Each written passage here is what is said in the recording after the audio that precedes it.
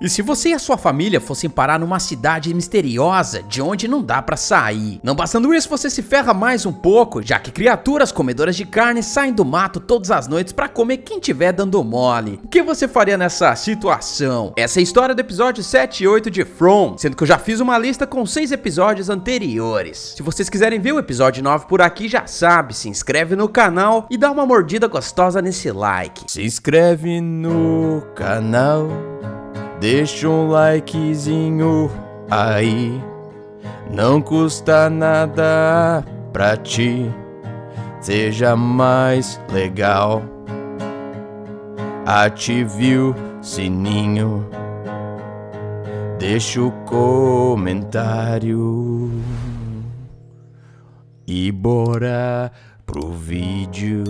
O episódio se inicia quando a Fátima percebe que não tá grávida, sendo que Chris e companhia não sabem muito bem o que tá acontecendo com ela. No entanto, a mulher teme que tem alguma coisa errada crescendo dentro do ventre dela, já que as ânsias pela parada podre estão ficando cada vez piores. Enquanto isso, o Victor tá tentando fazer o boneco sinforoso falar, o que eu acho que não vai acontecer. Fala alguma coisa, boneco do Janho! O pai dele então entra no quarto e tenta convencer de que aquilo é só um boneco e que a mandinga não vai falar, indicando que é tudo fantasia da cabeça de Victor. No entanto, o cara diz que se lembra de ter visto o boneco falar e sai de lá doidado. Nesse balaio onde nada acontece, a gente revê Eldin, que fica bastante aflita após ver uma coisa sinistra numa foto que ele tirou com a câmera. Ele então vai até aquele alçapão abandonado no meio da floresta, o mesmo que a gente tinha visto na primeira temporada. O cara então começa a explorar o local e descobre a existência de uma porta secreta atrás do armário. Ao entrar lá, ele vê um presunto no chão fora do prazo de validade, e é então que a memória de uma geisha aparece, sendo que Eldin pergunta se foi ali que a parada aconteceu. O episódio então pula pra Fátima desabafando com Alice. O cara não acredita nela e acha que a gravidez é apenas psicológica. No entanto, a mulher pega uma fita métrica e mostra pra ele que ela tá mudando do tamanho P pro tamanho M. Oi,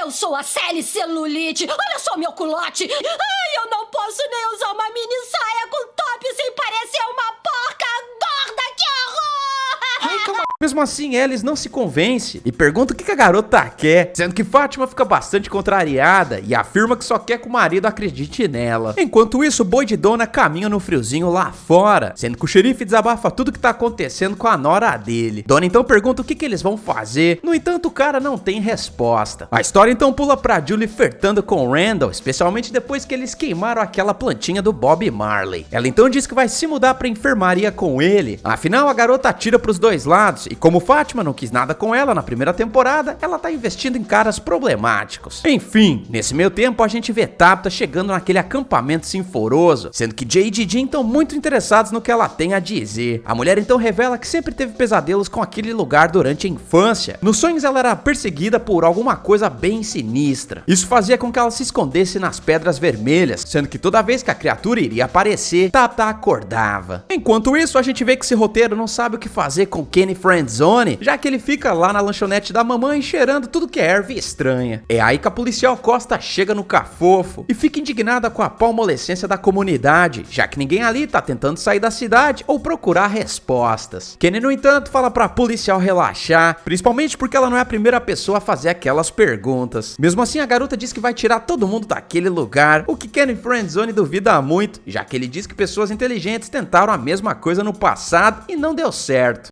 Isso é uma piada bem gostosa. Hahaha, vou rir de ti.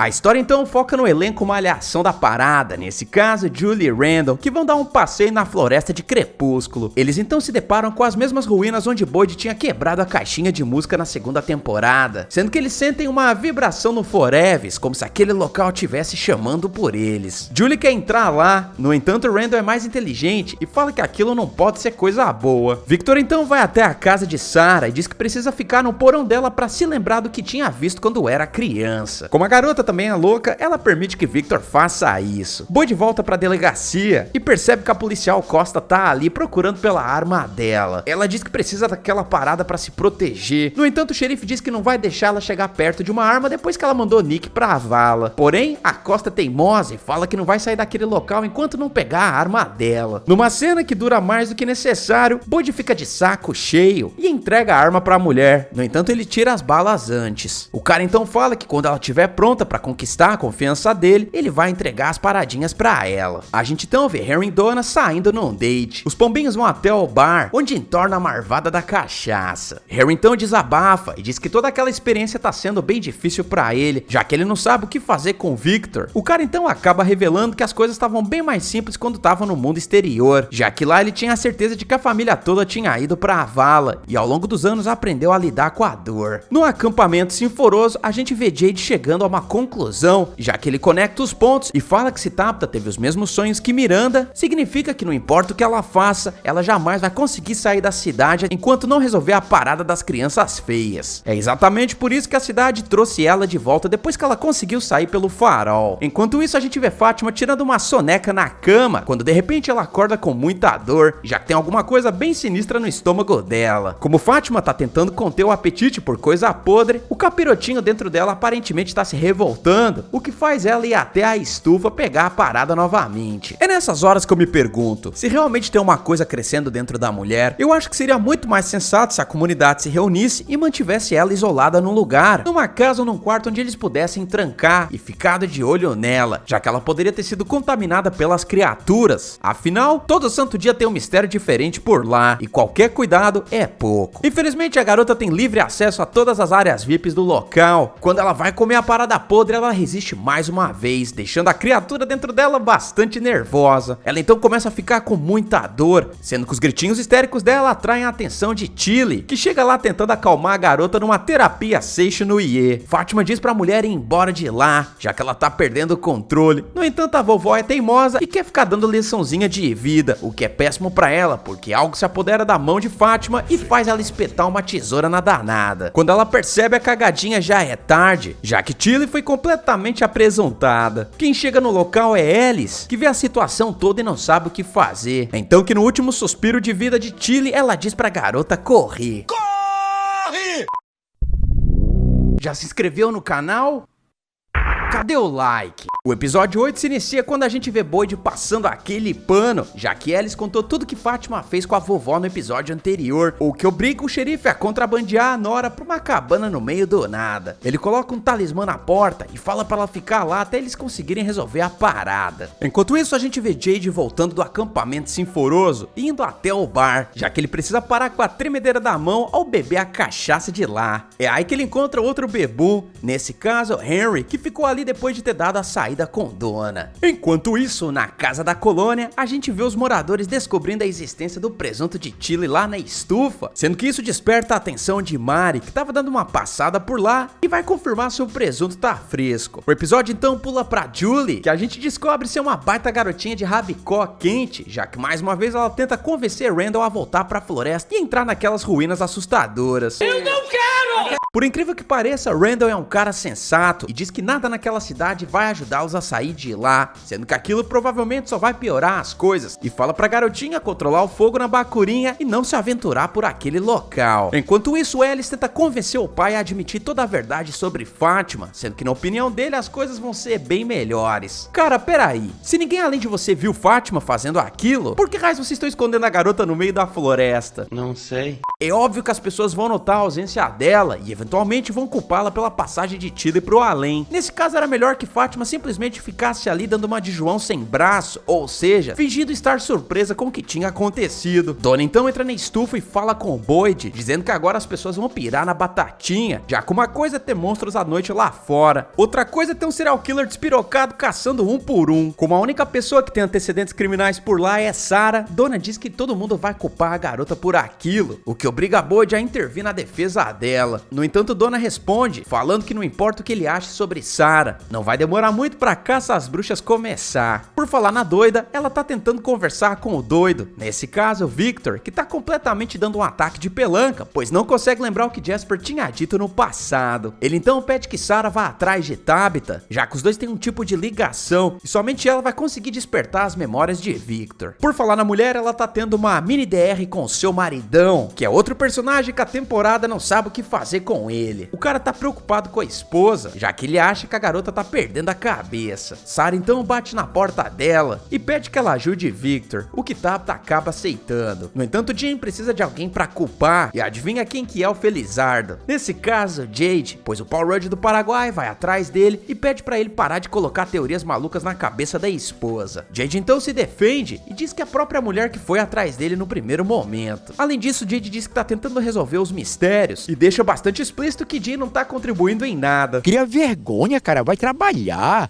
O mais sensacional é que Harry tá vendo a parada toda como se ele tivesse assistido um filme, já que o cara não mexe o músculo pra apartar a briga. Não briguem, se matem! Jade então mete o pé e Harry oferece uma bebida pra acalmar o Paul Rudd do Paraguai. Jim então começa a desabafar sobre a vida lá fora, dizendo que o pai dele tinha problema com a bebida, que depois que Julie nasceu, ele prometeu a si mesmo que seria um pai melhor do que o que ele teve. O problema é que Jim começou a beber bastante também, sendo que estranhamente Harry fala que passou pela mesma coisa que ele, ou seja, ambos tiveram pais violentos. Ok, chega de falar dos bebuns alheios e vamos pra galera doidinha de pedra. A gente vê Tabitha tentando acalmar Victor, sendo que ele tá angustiado por não conseguir se lembrar do passado. Então que Tabitha e Sarah começam a resgatar pequenas memórias daquele evento, perguntando como é que tava o dia, se Victor tinha feito a opção 2 de manhã e outras coisas que começam a reacender as memórias dele. O moleque então se lembra que na ocasião tava brincando com a irmã quando decidiu procurá-la no porão da igreja, o que faz todo mundo ir pra lá. Finalmente Victor desperta as memórias, se lembrando que não era o boneco sinforoso que tava falando com o cara, e sim o próprio garotinho de branco. É aí que a gente começa a ter a revelação dos mistérios dessa série, já que o danadinho explica que o final da história só vai acontecer se eles resolverem o mistério do início. O garotinho de branco então fala que tinham crianças naquela região. O problema é que elas foram traídas pelas pessoas que amavam. No entanto, uma mulher contou uma história pra eles que deu esperança pras crianças. Quando os parentes feios do Sméagol foram finalizados naquelas mesmas pedras da gruta que a gente vê na segunda temporada, elas derramaram a esperança delas naquele terreno, que com o passar dos anos floresceu, gerando uma árvore. A mesma árvore que as pessoas entram e desaparecem logo em seguida. Na ocasião, o garotinho de branco pediu que Christopher fizesse o mesmo. No entanto, ele achou que o garotinho tava mentindo, o que o fez negar o convite. Infelizmente, Victor tava ouvindo a conversa toda e acabou revelando isso pra mãe, que achou que era o papel dela salvar as crianças ao entrar na árvore, o que ela fez, e foi exatamente por isso que ela abandonou tanto o Victor quanto a irmã dele. Enquanto isso, a gente vê Elde invadindo a enfermaria, sendo que ele passa a mão num kit de transfusão sanguínea. Ele então volta pra casa da colônia e começa a tirar sangue de si mesmo, colocando a parada num pote. E aí que a câmera começa a tirar fotos dele, sendo que uma delas é uma casa de madeira no meio da floresta, a mesma que Fátima tava se escondendo. Ele então entra lá e dá uma de João sem braço, convencendo a perseguida de ouro que ela está esperando naquele alçapão que ele encontrou no episódio anterior. Fátima acha a parada estranha, mas mesmo assim acompanha Elden até lá. O problema é que ela sente aquele cheirinho de cagada no ar e fala que mudou de ideia e vai voltar pra cabana na floresta. Elden então pede que ela reconsidere e diz que o bebê que ela tá esperando não é dela, sendo que ele pertence a outra pessoa. Isso aí liga a red flag pra Fátima, que tenta fugir do local. No entanto, Elden a puxa pra baixo e a tranca naquele quartinho medonho. Fátima vacilou feio nessa, já que a história de Elden não fazia sentido nenhum. Mesmo que o pessoal da cidade tivesse descoberto que ela tinha finalizado Tilly, Boyd com certeza era o único cara armado ali e obviamente não deixaria que as pessoas o capturassem. Portanto, era óbvio que alguma coisa naquela história do Elden não fazia o menor sentido. Dito tudo isso, ela nunca deveria ter seguido o cara até lá. No entanto, eu acho que a inteligência não é o forte de Fátima. Como todo personagem dessa série é merdeiro, a gente vê Julie convidando Ethan pra ir lá na floresta, sendo que ela quer porque quer entrar nas ruínas amaldiçoadas. O garotinho acha que é apenas um passeio pelo bosque e topa participar da festinha. Os dois então dão as mãos e atravessam um portal, sendo que Ethan fica pra trás, porém Julie se vê em outro local, nas mesmas masmorras do começo da segunda temporada, onde ela encontra aquele fuzileiro que tava só a capa do Batman. Estranhamente, o cara sabe o nome dela e diz que a garota precisa jogar a corda pra Boyd lá embaixo. Que legal, agora a gente tem viagem no tempo por aqui. Julie faz conforme combinado. No entanto, tanto Boyd quanto o cara sinforoso desaparecem. Ela então se vê nas cavernas das criaturas, sendo que ouve as vozes da mãe de Jade. Ela então decide seguir o som, sendo que a gente vê que tudo isso tá acontecendo apenas na cabeça dela, já que o corpo físico de Julie tá se contorcendo, como se ela estivesse passando por uma convulsão. Nesse meio tempo, Ethan foi até a cidade e pediu a ajuda do Kenny Friendzone e da policial sinforosa. Eles então arrastam a garota pra fora das ruínas, e é aí que Julie volta ao controle do corpo. Nesse Nesse meio tempo, a gente vê Alice e Boyd na delegacia, sendo que o filho do xerife tá tentando convencer o pai a admitir a verdade. Quem entra de supetão na discussão é Donna, sendo que do nada Boyd tem uma mudança de espírito e decide revelar toda a verdade de Fátima pra Donna. A dona da colônia fica horrorizada com a situação e fala que precisam revelar o que tinha acontecido pro resto da comunidade. No entanto, Boyd diz que isso é uma má ideia, já que as pessoas vão perder o controle. Ele propõe então contar a verdade exatamente como ele fez com Sarah. No entanto, o plano dele é acalmar a população. Infelizmente, Donna diz que isso não vai ser possível, já que a maioria das pessoas perdeu a fé em Boyd. A mulher é porreta e manda um ultimato pro xerife, dizendo que se ele não contar a verdade, ela vai fazer isso. Obviamente, Boyd e Alice têm um ataque de pelanca coletivo, sendo que o xerife fala que é melhor ele fugir com Fátima pro meio da floresta. O problema é que quando eles chegam na casa de madeira, Fátima sumiu, o que deixa os dois com cara de rabicó sujo. Galera, me desculpem o atraso em trazer o episódio 7 pro canal, já que eu tinha ido viajar no domingo anterior e acabou enrolando as paradas. Como aquele episódio em questão não teve muita história, eu decidi colocar esses dois no mesmo vídeo. Mais uma vez a gente vê que a série tá demorando demais pra desenrolar a história, sendo que a trama do episódio 7 muito facilmente poderia ter entrado no episódio 8. E portanto, para aquele episódio em questão, eu vou dar uma nota 5. Já o episódio 8 é muito mais revelador e conseguiu resgatar meu interesse pela série. Finalmente a trama tá revelando alguns de seus mistérios, principalmente o título da série, já que agora a gente entende que eles só vão conseguir sair dali se resolverem um enigma que deu origem a tudo isso, nesse caso das crianças sinforosas e a porcaria da palavra Ancuí. É isso, o hype tá alto pro episódio 9, e portanto pra esse aqui eu dou uma nota 8,5. Se vocês quiserem ver o episódio 9 por aqui, já sabe, deixa a seguinte frase no campo de comentários: eu quero. Além disso, morde bastante o like, já que o YouTube não tá entregando meus vídeos da série pra outras pessoas.